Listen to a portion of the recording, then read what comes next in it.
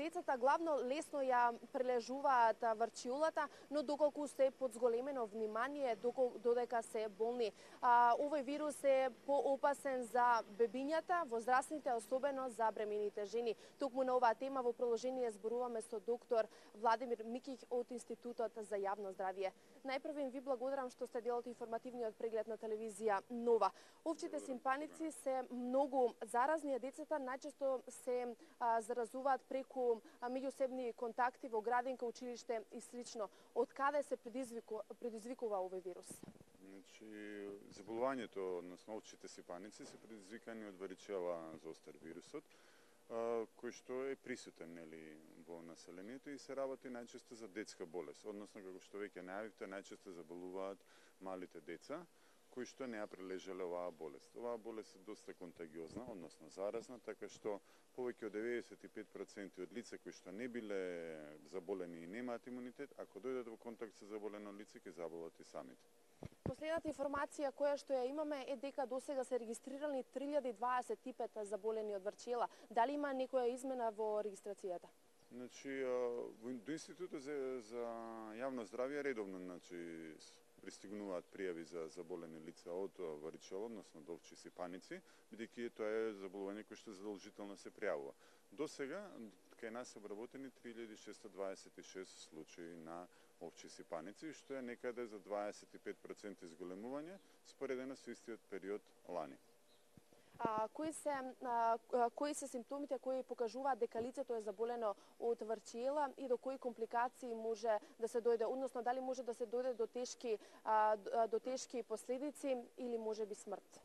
Значи, најчестите симптоми по кои што се препознава ова заболување е релативно лесно, бидејќи типично заболението има везикуларен исип, така ситни мурчиња по кожата, и потоа се карактеризираат овчите сипаници, меѓутоа заболувањето почнува пред да избие овој осип, 2 до 3 дена имаме така наречен продромален период кога што имаме општи симптоми слични на настинка. После овие 2-3 дена започнува исипот кој што обично трае 5 до 7 дена.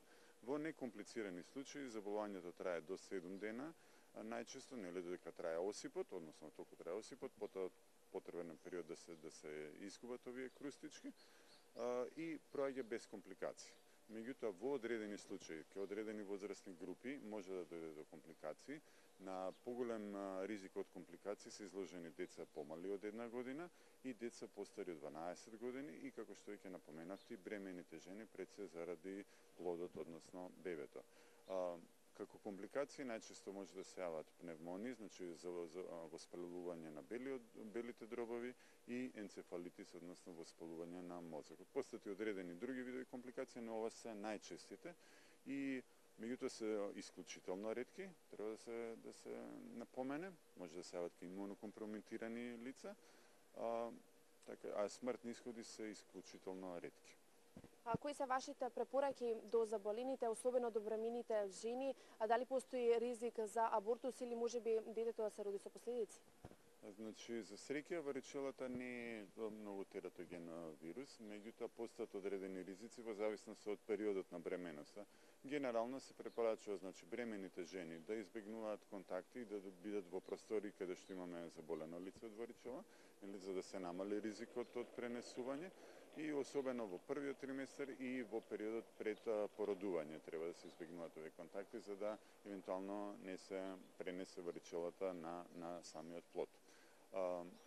Покрај тоа се значи препараките во однос на бремените жени, а во однос на хигиената е најважен фактор за избегнување на компликации од варичела.